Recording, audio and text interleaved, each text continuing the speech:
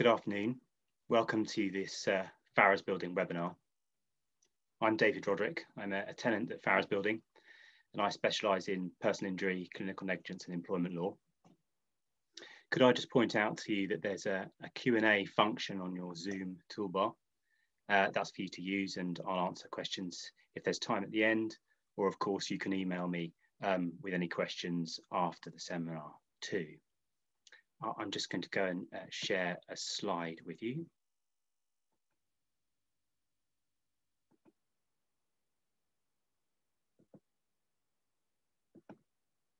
So this webinar will focus on recent developments in civil procedure, both in respect of changes to the CPR rules and the practice directions, but also in the development of the case law. There's a lot to consider, of course, in relation to the advance of civil procedure over a year. The following slides will form a general survey, but particularly I want to focus on case law in relation to service, applications in respect of strikeout or summary judgment, applications for extensions of time and relief from sanctions, permission for expert evidence, and also look at some cost cases. So there's a lot to get through. I'm going to try and take it at more of a canter than a gallop, but we'll see how we go. It is impossible to ignore the fact, of course, that the most significant recent developments in practice and procedure have been as a result of COVID-19. The CPR rule changes in the industry and sector agreements are probably very familiar to you now. The first lockdown was, of course, the initial trigger for the central changes. Those central changes being lengthening agreements to extend time to 56 days, expressly including the effects of the pandemic in circumstances that are to be considered on applications for relief, for example, facilitating medical examinations remotely for injury cases, and facilitating the trial of cases remotely generally. But there are 3 points to note now that we've reached National Lockdown 2. Firstly is that the Practice Direction 51ZA, which introduced those substantive changes, or some of them, is no longer in force. So the position has reverted to agreements for extensions of up to 28 days without permission. And there isn't any longer an express practice direction obligation for the court to take into consideration the effects of the pandemic when hearing an application for an adjournment or an extension. Secondly, I'd point out it's obviously prudent to keep up to date with court updates that are occurring. There's regularly revised guidance in the QBD and the Queen's Bench Masters guidance, both of which are updated firstly in September and then November. And thirdly, I'd just point out that some of the industry agreements are extending and some aren't. The ABI COVID-19 personal injury protocol resulted in an effective freeze on limitation for 14 weeks, but that hasn't been extended past the end of June. Contrast that with the clinical negligence protocol that was agreed by NHS Resolution and AVMA and the Society of Clinical Injury Lawyers, in acknowledgement of the fact that medical experts are, of course, critical to liability as well as quantum decisions in clinical negligence cases, and that those parties might well face ongoing frontline demands at the moment in the health service. That protocol has been updated. It was updated and a new agreement reached on the 20th of October. And so therefore there's a continued suspension of unexpired limitation periods for 3 months until after the end of that protocol. And when I move on to look at cases in relation to strikeout or for extensions of time, the effect of the pandemic on civil procedure decisions reached by judges is going to be readily identifiable. There were some significant planned as opposed to emergency changes to the CPR throughout 2020 as well, which we won't overlook. Firstly, changes to Practice Direction 16. It's now required that particulars of claim set out relevant facts in relation to claims for the hire of a vehicle, including facts in relation to impecuniosity, if there's a credit hire claim, which will be of interest to some of us. From April of this year, there was a significant change to Practice Direction 22 in relation to statements of truth, and correspondingly Practice Direction 32 for witness statements. Essentially, the changes were made in order to make the risk of contempt of court expressly clear to makers of statements.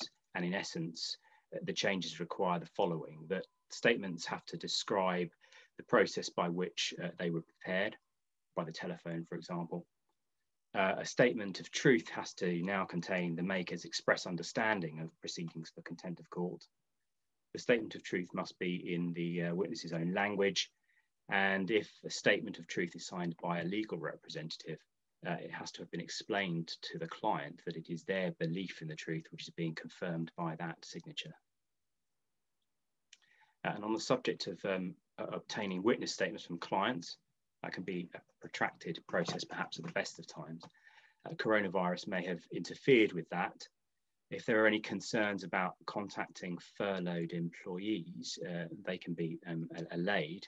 The judgment of His Honour Judge Godsmark in Fottles was on an application to adjourn a trial, but he ruled that attending court, to give evidence on behalf of your employer is not work within the meaning of the furlough scheme.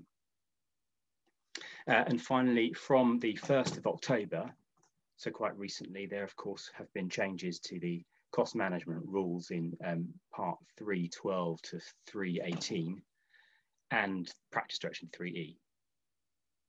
There are 3 points to note about that. Firstly, essentially, that the changes have rearranged and streamlined the previous provisions, but more substantively, a party must now revise cost budgets if significant developments in the litigation warrant it, and they do so by submitting to the other party for an agreement and then subsequently to the court particulars of that variation.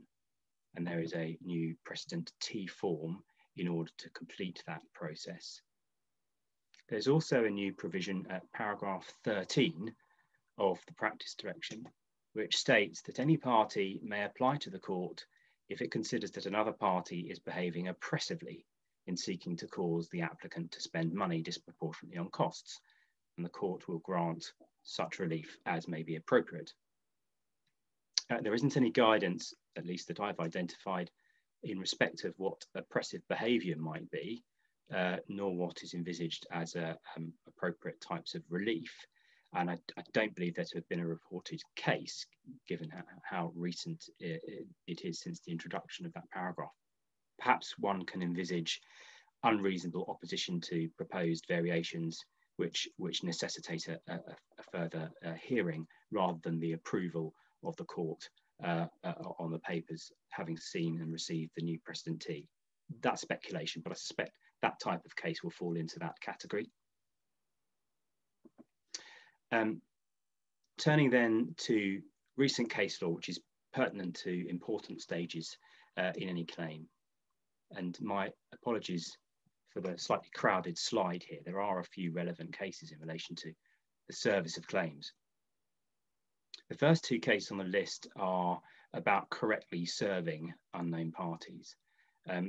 Cameron and Liverpool Victoria Insurance. This is important for road traffic litigators amongst us. The facts of the case that the claimant sued the registered keeper of the vehicle that was involved in the collision, but it transpired that the keeper was neither the driver on the occasion of the accident, nor in fact the insured person under the relevant certificate of insurance. For the purposes of an action that was seeking to compel the insurer to meet the unsatisfied judgment, the claimant wasn't permitted to substitute in as a party, and I quote, the proposed substitute was the person unknown driving vehicle number X who collided with vehicle number Y on date X. But effectively the name of a party who was unknown and unidentifiable. And the important point of principle in Cameron, determined by the Supreme Court, perhaps restated was the fundamental principle that justice underpins the rules of service, and they mean that the court's jurisdiction over an individual only actually arises from that individual having notice of the proceedings. No exception to that fundamental principle is justified, even in the case of compulsory motor insurance cases. And the Canada Goose case, that concerns ongoing animal rights protests, and the Court of Appeal applied but modified the principle in Cameron, because the complaint there was about people who were unidentified, unknown, but would become identifiable by reference to defined future unlawful activity. And so that case set down guidelines applicable to interim injunctions in relation to protesters. The following three cases on the list there are about correctly effecting service. Excuse me. So in Jovicic, that was an ill-fated case in jurisdictional terms, because it was a flawed attempt at bringing action in England and Wales for abuse that had allegedly occurred in Serbia and Bosnia-Herzegovina. And in addition to that, the claimant solicitor failed to serve the claim form in time, resulting in a wasted costs order. But from a procedural perspective, the important point to highlight is the quite stark but critical choice that a claimant faces, where the 4-month period to serve a claim form is running out. So the choice is between a prospective application under 7.62 to extend time, and that's still going to require a very good reason to do so. But that is as opposed to an application out of time under 7.63. And the test there is that the claimant has to show that all reasonable steps were taken to serve the claim form in time, but the claimant's been unable to do so. And that's a much higher threshold to overcome. And importantly, in Jovicic, Master Cook stated, if the only reason for seeking an extension of time to serve your claim form is in order to finalise the particular claim, as in that case by attaching medical reports which were not yet available, what should have occurred is that the claim form should have been served nonetheless, and an application made to extend time for service of a particular claim. You do that under Rule 7.42. That's still going to require effectively relief from sanctions, but that is not as strict a test. And not doing that means that you won't have satisfied the tests to have taken all reasonable steps to have served your claim form in time. So one to remember very much. The cases of BEC Construction and Ivanchev, the next two cases, they effectively dealt with, in slightly different ways, service on the correct person when there's a multi-party address. BEC concerned Rule 7.5, and that's service on a company by a permitted method of delivering or leaving the proceedings at a relevant place. Now, the process server in that case actually did more than just leave or deliver the proceedings at a relevant place by putting them through a letterbox or just throwing them on the floor. He spoke to and placed on the receptionist's desk the proceedings. The defendant attempted to argue that the receptionist was in fact employed by a different company at that premises, and so that service wasn't effective. And perhaps unsurprisingly, the court concluded that if you do more than was required by the service rule, that doesn't invalidate service, and so service was effective there. If we contrast that with Ivanchev, the principle to take out of this case is that what will constitute good service on a particular individual when that individual, lives in a multi-occupancy building is going to be a very fact-sensitive one. And so it's important to remember that a process server's witness evidence might be quite critical there. And that case involved a building with many residential flats. Service was effected by the porter having taken the proceedings from the process server and putting it through one of the multiple lobby letterboxes. But the evidence couldn't establish on the balance of probability that that had been the correct letterbox for the individual concerned. So moving on, I suppose the concept of the preeminence of effective service in activating the court's jurisdiction and the strictness of the stringent nature of the rules for getting that wrong are highlighted in Woodward and Phoenix. In that case, the claim form purportedly was served on time, but the claimant served it on the defendant's solicitors, and the claimant hadn't been notified that service could be effected in that way. And the defendant's solicitor noted that, considered the law around the issue, and advised the defendant client just to keep quiet about that until the claim form expired. That they did so, and informed the claimant that service had not been effective. The claimant applied and got retrospective validation of that service, but that decision was overturned on appeal. And the practice point to note is this: the Court of Appeal held that a solicitor's professional duty didn't require her to draw to the attention of the claimant a mistake made by the claimant, where in the circumstances the mistake hadn't been of that solicitor's own making, and it didn't arise in a circumstance that called for that solicitor to respond.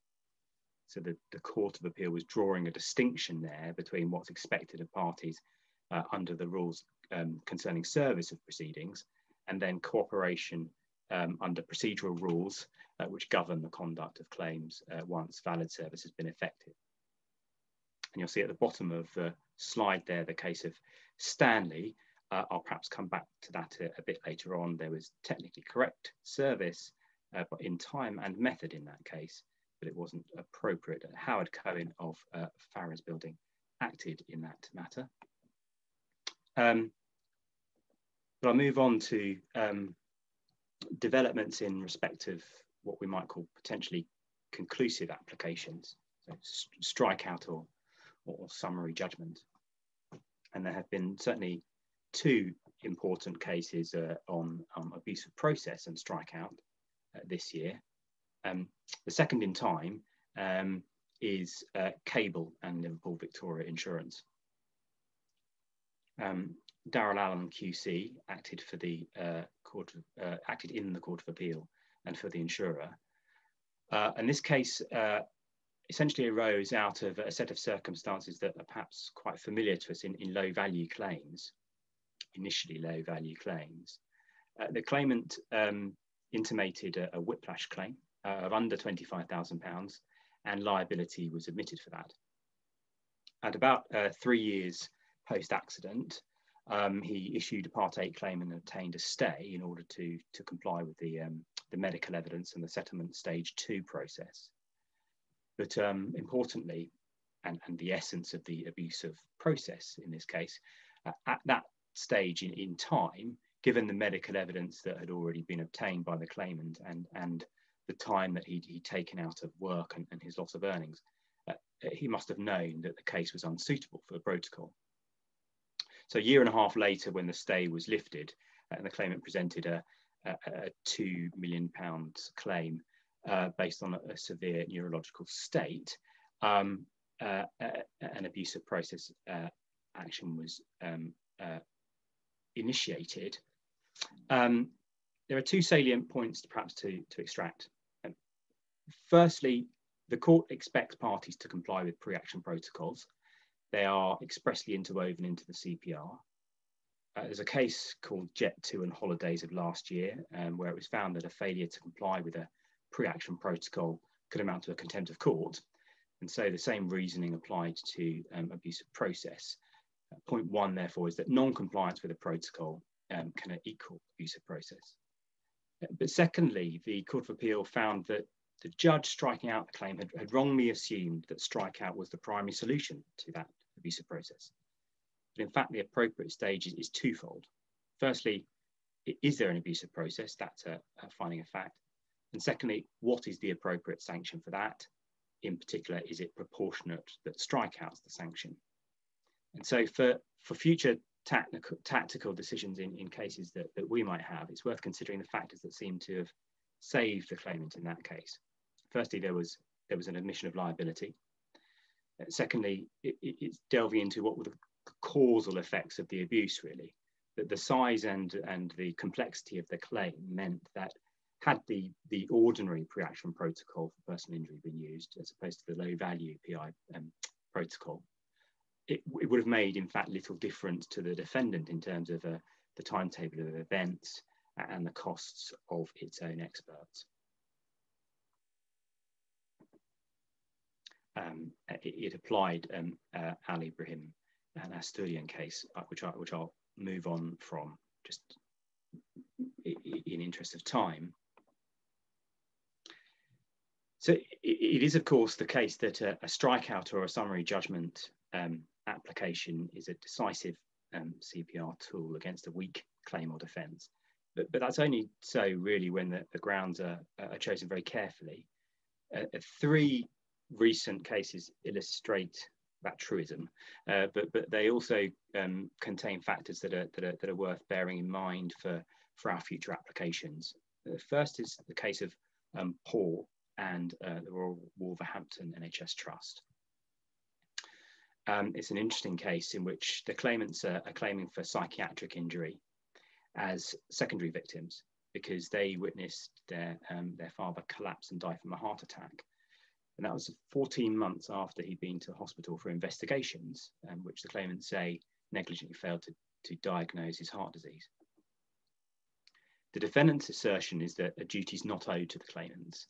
That's because the father's death can't be said to be the relevant shocking event for deciding proximity, which is required when you need to establish liability through the established control mechanisms for psychiatric injury in secondary victims.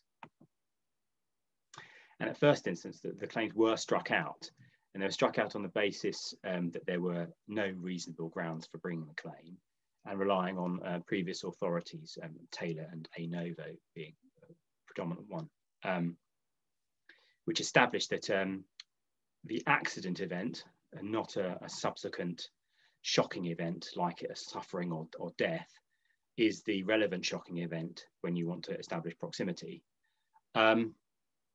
However, what was decisive in the appeal from that decision, and is the procedural point that I want to extract and remember, is that in such an application, the court is going to proceed on the factual basis that is most favourable to the respondent, the claimant in this case, the person facing the application. And in the instant case, the claimants had in fact only pleaded one event.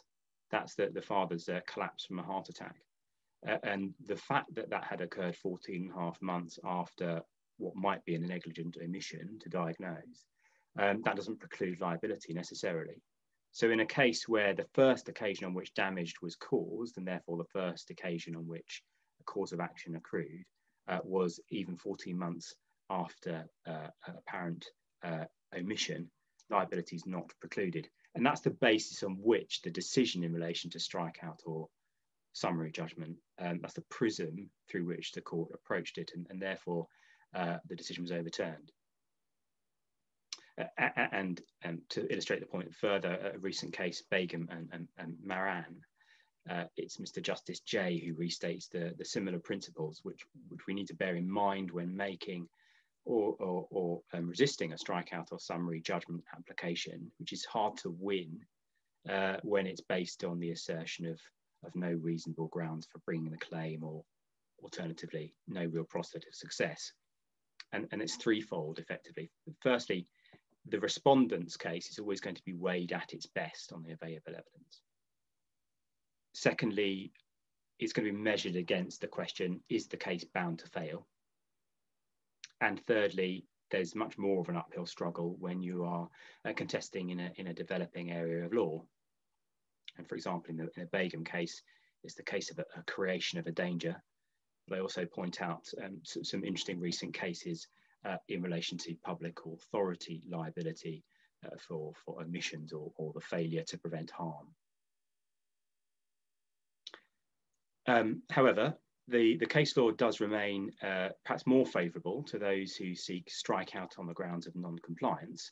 And the case of Bott and Barnick is highlighted as well. That's in fact from 2019, but it was a case, again, a clinical negligence case against a consultant gynecologist The strikeout application was made by the defendant because numerous directions had been varied. They've been varied many times by consent, and particularly they've been varied in relation to extending time for expert evidence on the part of the claimant. And at the date that the application came on, there was no claimant's expert evidence. And I think the case is a useful reference because of the factor that even though there wasn't yet an unless order regarding to expert evidence, regarding, permission for and the date for expert evidence, there had been many extensions granted. And when the court determined the application, there was no information as to when exchange might be met. Therefore, it was concluded that it was appropriate to strike out the claim on the basis of a failure to comply with orders. Moving to the next slide. The next set of cases are recent decisions in those applications that we need when things are perhaps not going to plan. In relation to adjournments, at the outset of the first lockdown period, there were a number of judgments that were obviously strongly in favour of keeping the show on the road and facilitating hearings rather than adjourning trials, whether by using remote means or not. And there's perhaps quite familiar reasoning adopted in those cases. Just by way of example, perhaps look at the decisive factor in SC, the NHS Trust's application to adjourn the trial was not granted, and the decisive factor was essentially that the disadvantages that there may have been in witnesses giving evidence remotely impacted equally on all parties, not in any way that could be identified as unequal. If we compare that with more recent applications to amend and adjourn, now that the courts are dealing with matters remotely, more easily, and that we've sort of settled into dealing with things whilst in lockdown. Janaka Raja was an interesting clinical negligence case, and it deals with a further rule in part 17, because the claimant was seeking to amend her pleadings after the expiry of the primary limitation period. If that had been granted, it would have necessarily meant the adjournment of the trial. The claimant accepted that the trial date would be lost, but made the argument that the new claims that were sought to be brought were not ones that were, they were substantially arising from the same facts as the existing claim, and so that the defendant wouldn't have to investigate or obtain evidence beyond what they had done already for the purposes of the original claim. As against that, the defendant countered that even if it was the case that the claims arose from the same facts, further witness statements were going to be needed from medical staff, from expert evidence, and the witnesses would have to be re-interviewed. Both lay and expert witnesses, due to the coronavirus crisis, might not be able to be re-interviewed very promptly. One might think that was quite strong opposition, but the CPR principle that I extract, and I wish everyone to note, is that in respect of the operation of Rule 17.4, which is whether to permit an amendment after the limitation period, the court determined that the purpose is to simply avoid the defendant, after ordinary limitation, having to go and investigate beyond the scope of the purpose of the original defence. That wouldn't occur in this case, and that was a factor that weighed quite heavily in favour of the application.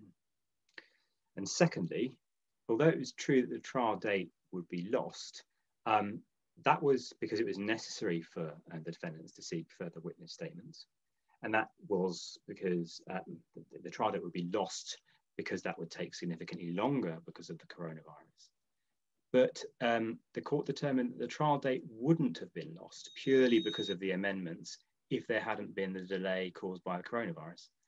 So taking into consideration the coronavirus was unprecedented, had to be taken into account under the practice direction when considering time to extend, had to be taken into account in allowing the defendants further time to receive their expert and lay evidence, but shouldn't be taken into account to operate to the disadvantage of the claimant. The fact that it would take longer to comply and therefore the trial date would be lost wasn't fully laid at the door of the amendment that was sought. We can contrast that with the next case of Ludlow. I won't go into the detail on that, but it was a case in which the application to adjourn was granted. It was agreed effectively between the parties in light of COVID-19 type factors. But the application that the claimant also made at that time to amend the pleaded case that she had, which was quite lacking in terms of causation, that was not permitted because it had come and it was a very late explanation without good, a very late application for an amendment without good explanation. And the claimant was also expressly prohibited from using the delay that the adjournment would create to her advantage to instruct new experts. So an adjournment granted, but not without some constraints. And I'll just point out that there's useful distilled guidance on the approach to questions as to whether there should be an adjournment or a remote trial, or the question as to whether an extension should be granted generally due to pandemic factors, and they're set out in the Municipio case that pulls together the overriding objective criteria and the practice direction obligation to take into account the pandemic. And irrespective of that now not being an in-force express obligation under the practice direction, I suspect that the principles and the features to consider are obviously going to remain entirely relevant. And so a useful case to refresh your memory on. So the slide now moves to relief from sanctions cases, and obviously for when things have gone wrong rather than merely threatening to. And the following couple of cases highlight some meritorious and unmeritorious recent factors in applications for relief from sanctions. McGee and Wilmot is a case in relation to a delay in diagnosing bowel cancer. And the fundamental facts concern consultations that happened in 2012 and 2013. Expert evidence, in fact, wasn't finally exchanged in this case until July of 2019. And the trial was listed to begin in September of 2019. So very close to trial, the final exchange of evidence. When the defendant received the claimant's evidence, it noted that it didn't support the pleaded allegations on breach, and that in fact there wasn't expert evidence in terms of oncology causation. So the defendant informed the claimant's solicitor, who made various applications for sort of permissions for relief, but the defendant applied to strike out the claim. And at first instance, the claimant did obtain relief from sanctions. Fresh expert evidence was sought and it was granted, and the trial was vacated. And that was achieved effectively on the basis that the defendant's loss as a result of having a strikeout for the default was viewed as not as unjust as the loss to the claimant if the claimant lost the opportunity to prove clinical negligence.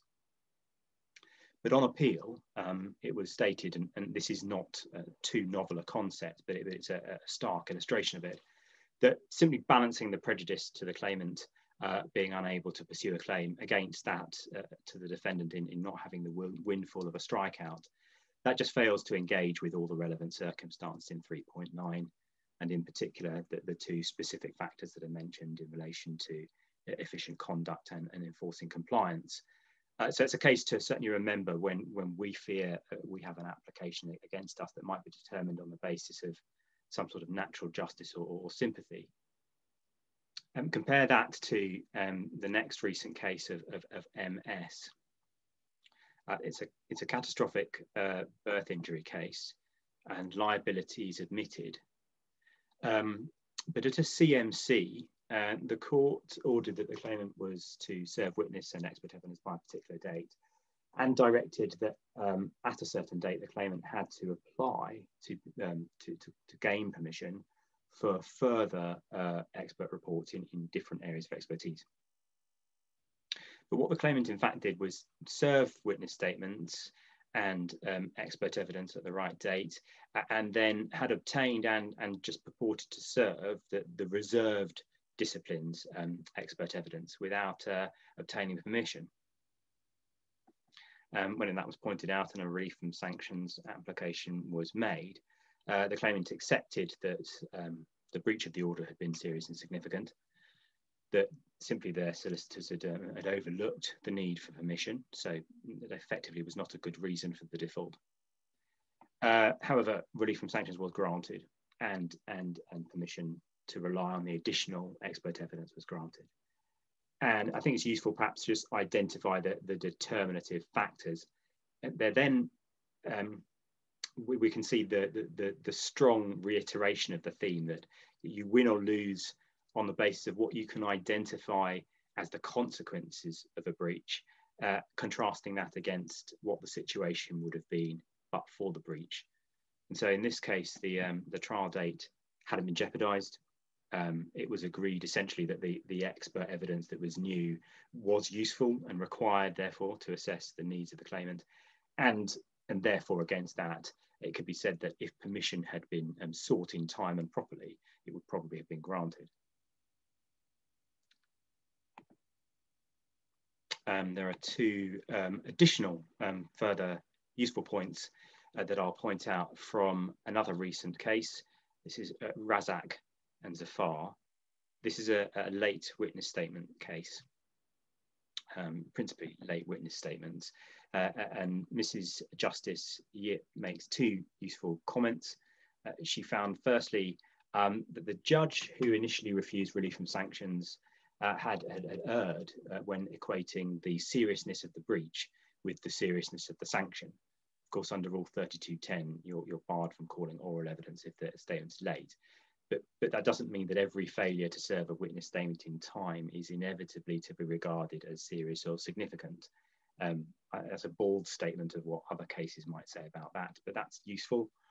And secondly, that developed as a point, perhaps, and Mrs. Justice Yip also said, in considering all of the circumstances, so the third limb of the relief from sanctions test, the court has to take account of the assessment it's made of the serious and significance of the breach. So if it's not a very serious or significant breach assessed at the first stage, import that into the third stage consideration of all the circumstances. And equally, the merits or otherwise of the explanation, when you consider that at the second stage, import that if it's useful to you in terms of measuring the scales at the third stage. I'll move on to the next slide, just to remind everyone, in case it had been forgotten, that of course, the relief from sanctions test expressly now has to be considered on an application to set aside default judgment. And this is the case of Stanley, where my colleague in Chambers, Howard Cohen, acted for the essentially successful local authority. You might know of the case. The claimant, effectively, the claimant's solicitors took rather unscrupulous advantage of serving the authority by post 2 days after the lockdown was announced, without checking on that situation and where the local authority had fairly and reasonably sent almost everyone to work from home. So those circumstances qualified as some other good reason for a set aside. Query: do they operate now that we've had an opportunity to get ourselves sort of set up working from home, even though we're in a second lockdown? And those circumstances also would have justified relief from sanctions. The judge in that case had also determined, I don't think it was decisive, but it's probably fair to say the claimant didn't have a tremendously strong looking case. So there were prospects of successfully defending the claim. But I include also this case of core export, because if you've obtained judgment and then there's a setting aside of a default judgment application, you can recall, of course, that it's a discretionary power. In core export, the defendant established that there was reasonable prospects of defending the claim, but the discretion to set aside a default judgment wasn't exercised, and it wasn't exercised due to prior delay and inaction. And of course, the promptness which an application is made is also to be considered. There were some prior sort of breaches and not misconduct, but certainly delay and inaction, which meant that the discretion was not exercised in that case, even though the application may have been made in time. Conscious of the time, I'll move on to expert evidence matters. Of course, the abiding challenge on applications for expert permission is of course how we support or resist an assertion that expert evidence is reasonably required to resolve the matters in issue. And two recent cases are of particular relevance to personal injury and clinical negligence practitioners in particular. Firstly, in relation to life expectancy, the case of Dodds and Arif and Aviva. This considered the circumstances in which life expectancy evidence in general, but in particular bespoke life expectancy evidence might be reasonably required. The claimant was injured in RTA and suffered a significant brain injury for which she advances a significant care claim. And her neurological expert concludes that her life expectancy is unlikely to be significantly reduced, thus resulting in a larger care claim. And the defendant has sought permission to rely on its own specialist life expectancy evidence on the basis that the claimant's case is atypical, because of the brain injury affecting life expectancy, and also utilising a methodology which calculates life expectancy where there are multiple risk factors that interact. And the purpose of that is to reduce the baseline mortality rate and reduce the care claim. And the judgment produces the following guidance. Firstly, ordinarily life expectancy evidence is not going to be required because we've got life expectancy and the multipliers which we can use derived from the Ogden tables. They're based on a general cohort of the population, and the population has a variety of medical conditions and lifestyles within it. Secondly, life expectancy evidence will only be warranted where the claimant's injury has impacted on that life expectancy, and or there's a clear ground to assert that the claimant's atypical, and there's evidence to support the fact that they'll enjoy a longer or a shorter life.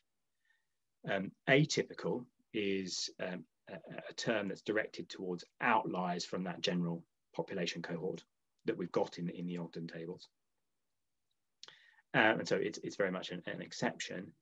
And clinical experts will nevertheless normally be the primary route for obtaining any life expectancy evidence. That's going to be more efficient, more cost effective ordinarily. And bespoke evidence is really only going to be confined to cases where those experts say that they can't offer an opinion, that they think that a bespoke evidence is needed, or that they just simply disagree on how to apply statistics.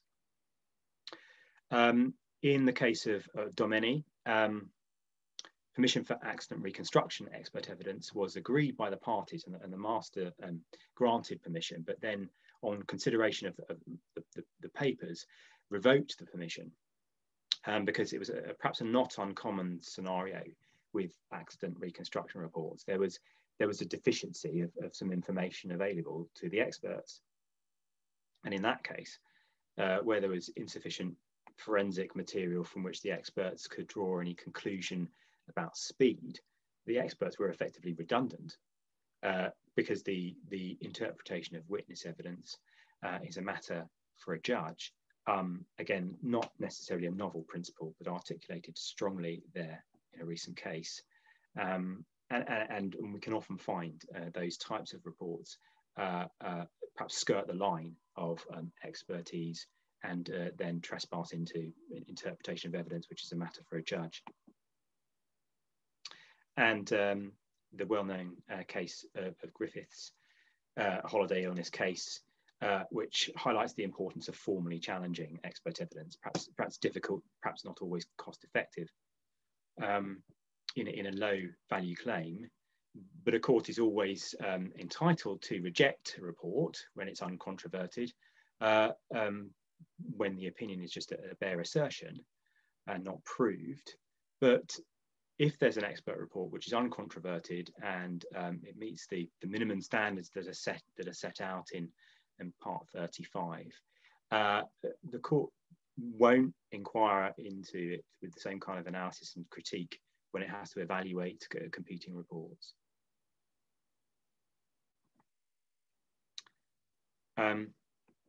Another very interesting recent case is about permission or otherwise to record expert examinations.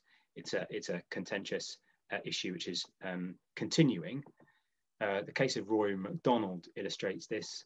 It's a brain injury case following a road traffic accident, and the claimant wanted to record the neuropsychologist's examination conducted on the part of the defendant. And that expert didn't want his test to be recorded because in his view it could potentially invalidate the results. That's one aspect of the argument against recording, but the second aspect had been the fact that the claimant had already been examined by his own neuropsychological expert, and that examination hadn't been recorded. The issue of covert recordings of such examinations was considered in a case called Mustard and Flour last year. And the covert recording in that case was admitted as evidence. But following that case, the British Psychological Society and others have been carrying out a review in order to produce some guidance on neuropsychological assessments and recordings thereof. But I think that review is still to be delivered. And in the McDonald case, because equality of arms couldn't be achieved, the claimant's own expert hadn't been recorded when assessing the claimant. It wouldn't be possible to properly compare the neuropsychological testing. And so the recording was not permitted. But the court expressed clear support for recordings to be in evidence where there was a parity of recording in order to assist the court, and for challenges to be made where claimants might say that the defendant's experts have not done the test properly or vice versa. I set out in that slide, but I'll move on, just various pitfalls to avoid. We're aware of the necessity to make sure our experts are up to scratch and the experts risk of wasted cost orders. And so coming towards the end of the overview, the final slides are going to consider Part 36 and cost issues. There aren't any substantive changes that I report in relation to Rule 36, but there are certainly generally applicable cases which clarify the interpretation of the rule. Coloni Construction is an interesting case because it just confirms that you can make a Part 36 offer in respect of a counterclaim which haven't yet commenced. MR, what qualifies as a genuine attempt to settle? You'll recall that if an offer hasn't been beaten, there are cost consequences following the judgment under 3617. And those cost consequences follow unless the order would be unjust. And in considering whether it's unjust to make the ordinary order, the court has to consider a number of things, including whether the offer was a genuine attempt to settle. And that's as opposed to a tactical step just to secure cost consequences.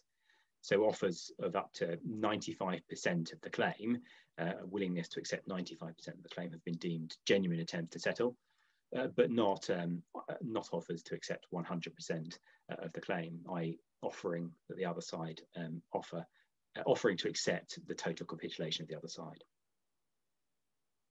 MR is an interesting case because it's a claim for damages for unlawful arrest.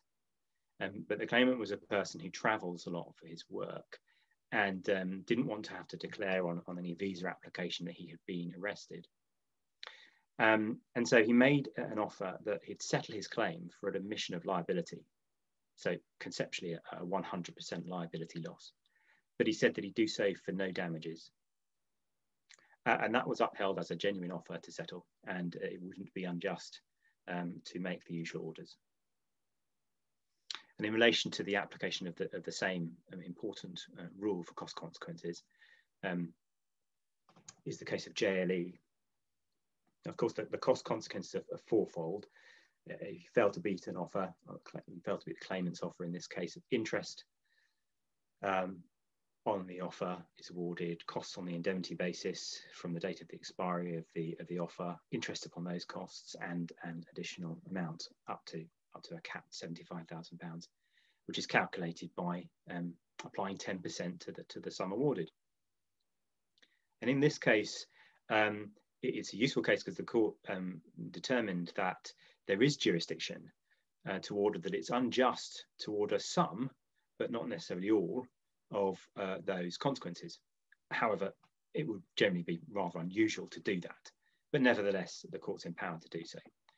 What the court's not empowered to do is adjust the additional 10% in sort of factor 4 or factor D of the consequences in terms of calculating the additional amount. The court either finds that it's unjust and doesn't award it, or doesn't find that it is unjust to so award it, and if that's the finding, it's 10%.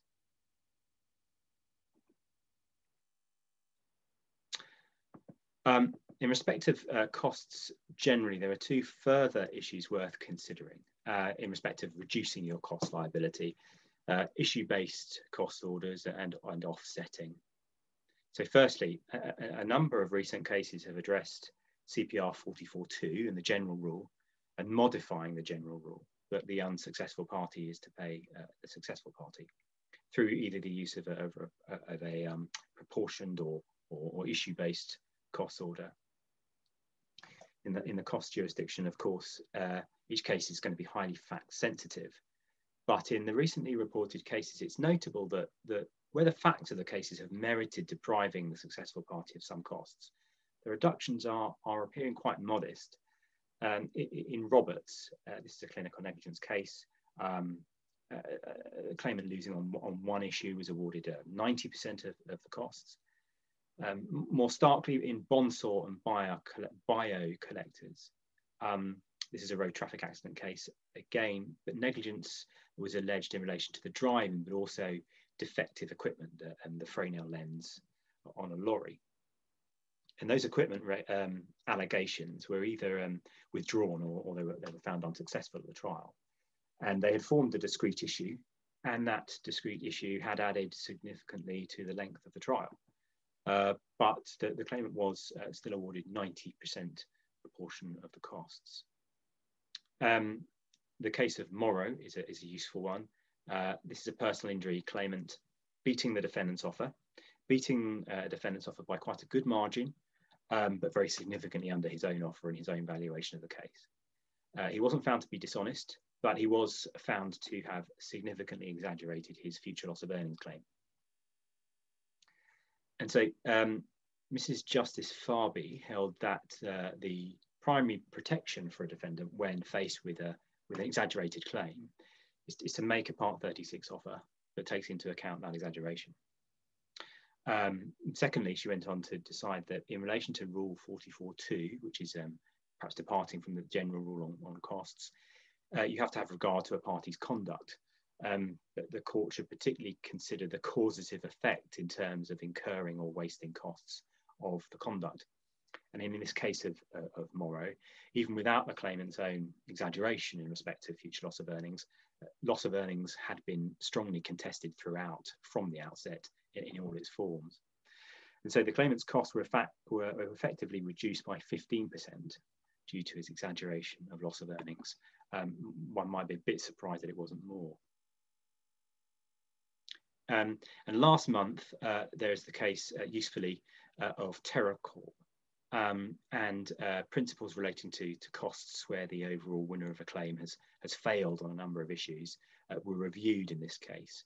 It's a contractual construction case, but the practice point is that the court's approach to issue-based cost orders or proportioning cost should be to firstly consider the extra costs that are associated with the fail points.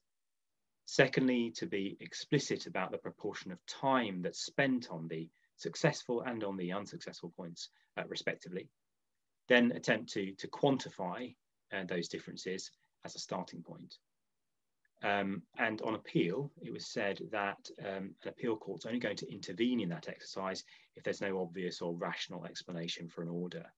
Extra costs that are associated with fail points will need to be considered, but the court will always have to stand back and look at the matter globally, considering the question as the extent to which it's just to deprive a successful party of costs. So it is always still a discretionary rather than a mechanical exercise. I'm very conscious of the time, but I have come, I think, to the final slide, dealing with the second and final costs issue, Quox, the case of Ho and Sei Adelican, where the Court of Appeal has again considered the issue of setting off costs orders in Quox cases. And it seems very possible that this matter is yet to be determined by the Supreme Court. You'll remember, of course, that Section 1 of Part 44 contains a power to authorise set-off of costs. But in Ho, the claimants argue that that provision doesn't apply in the Quox part, the Section 2 of Part 44, in Part 44.14, which prevents enforcement of costs. And the claimant also goes on to assert that a set-off of costs would undermine the Quox regime and be an impairment to access to justice. You'll also recall, of course, that in 2017, in Howe and the MIB in number 2, the Court of Appeal has already determined that Part 44.14 doesn't prevent a set-off of costs, and that set-off of costs is not a species of enforcement. And so in Ho, the Court of Appeal has viewed itself as bound by that decision. But it's correct to say that the court expressed strong sympathy in more than one speech towards the claimant's arguments here, and has recommended that the Civil Procedure Rules Committee consider whether cost set-off should be possible in Quox cases. So the point of learning is that presently successful defendants can continue to seek an order for cost set-off in a Quox case, but we need to keep an eye out on this for a future development, I think. And very finally, avoiding the court process at all, but still part of the CPR. There's an increasing trend for courts to exercise powers to require parties to engage in ADR, inclusive of early neutral evaluation. And in Lomax, the Court of Appeal held that the case management powers in Part 3.1, taking any step or making any order for the purpose of managing a case, that includes the power to order early neutral evaluation by a judge, even where the parties don't consent.